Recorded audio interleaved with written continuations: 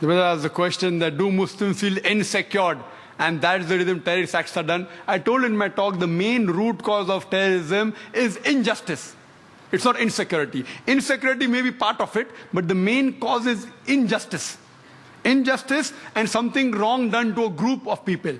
If you read an article that came yesterday on Sunday midday, on the eve of the 9/11, one of the very famous persons, name is William, he writes and he gives advice that the root cause is injustice and wrong done to community. And he agrees with the Bombay authorities that there are possibilities that Kashmiris may have done bomb blasts in Bombay, but he says, what is the cause? According to him, the Kashmiris are unmilitant people. They are peace-loving people, so what has forced them to fight? And he gives his view, it is because of democracy which is forged. He says that, not me. It's not my comments. Person who's an expert. And he gives advice to people in the world. He says that the democracy is forged. It is manipulated. That's the reason what we find that they're fighting. Same in Palestine. They're fighting because the rights are taken away. So the main cause of terrorism is injustice done to a group or any wrong done. So to get their rights back, this gives rise to a fight, to a retaliation, which is called terrorism by people opposing it. Those who agree with it, they call good. For example, Bhagat Singh. He fought for the freedom of the country. By the Britishers, he was called terrorist. We call him freedom fighter. So depending upon what is the background, therefore, before you give a label of terrorist, therefore I said terrorism has got different meanings, has got different definitions. It changes because of geographical definition. It changes because of history. So the same person who's called a terrorist by British government, we Indians called him a freedom fighter. So like that, we have to find out the main cause is injustice done to a group of people. I'll ask a question from non-Muslim brother on the slip. As Christopher Lobo asks, how can you prove that 9/11 was an inside job?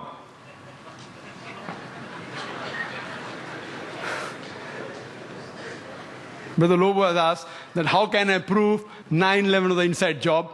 I've got the proofs, I can repeat the proof, it has been proven by other people. Just a few days back, there was an article that came in the newspaper that 75 professors of US, they say, they believe that 9/11 was an inside job. And in the article, it was mentioned, it came in Times of India, I think on the 7th of September. It says that 75 professors and scientists belonging to different universities from different parts of US, they believe that 9/11 was inside job. And they say that there were some politicians in White House who have engineered the destruction of the Twin Towers. And they say the main reason was so that they could attack and they could have control of the oil-rich countries. Open secret, I told you. One of the professors by the name of Steve Jones, he says that we do not believe that 19 hijackers and a few men in the cave in Afghanistan could have done such a professional job alone. They could not have done it. We don't believe. And by God, we are going to come to the truth and we are going to expose. We don't believe in the theory of the government. They don't believe in the theory of the government.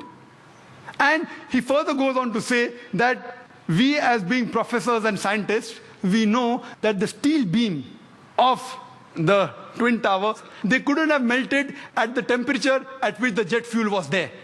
And there were systematic bomb explosions which caused this to come down. Otherwise, it cannot come down. There are many tapes.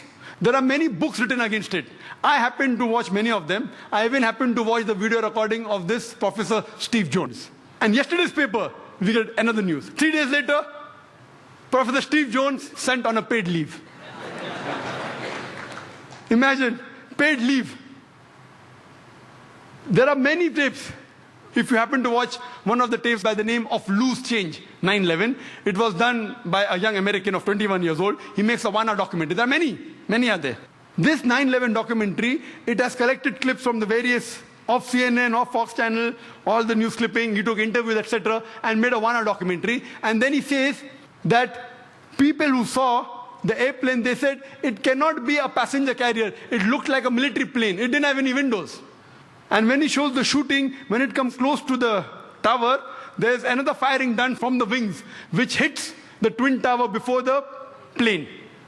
Then further he goes on to prove, he says that he had statements of the management, the construction company, which had constructed the Twin Towers. They said, it's impossible. The Twin Towers were made to withstand storm, to withstand tornado. This plane cannot knock it down. And it cannot come down because the fuel burns at 1,000 degrees temperature. This, even for 2,000 degrees temperature, for hours, nothing will happen to it. 10 days later, he changed his statement and said, no, it's possible. Jet fuel can cause damage to the beams. Another professor who gave the statement, he didn't withdraw his statement back, so he was sacked.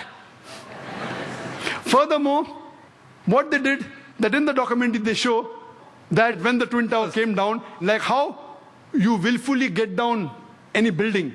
And he gave statistics that many buildings in New York, tall skyscrapers, 40 floors, 60 floors, they caught fire for many hours, but none of them came down. It is the first building in the history of USA. It has come down that way. And he showed photographs that when building is deliberately brought down, how do they get down by the explosion? The same way it came down. There was systematic bomb blast. And people who went to rescue, whether it be the firemen, they were interviewed, they said that we were thinking that someone up was pressing the bomb button. And the bombs were going out, boom, boom, boom. So how the Twin Towers come down? They have given proof. Furthermore, they say that all the proofs given by the government, they analyzed. They said 19 hijackers, some of them, they were trained as flying off the plane. They went to the university and they interviewed the professors. Do you think that this person can do such an act? Impossible. The way the plane took a turn, and I have personally spoken to senior pilots who have flown big Boeings and Airbuses for several years. They said it's impossible to take such a turn. And imagine just a new person of few hundred of us takes a turn.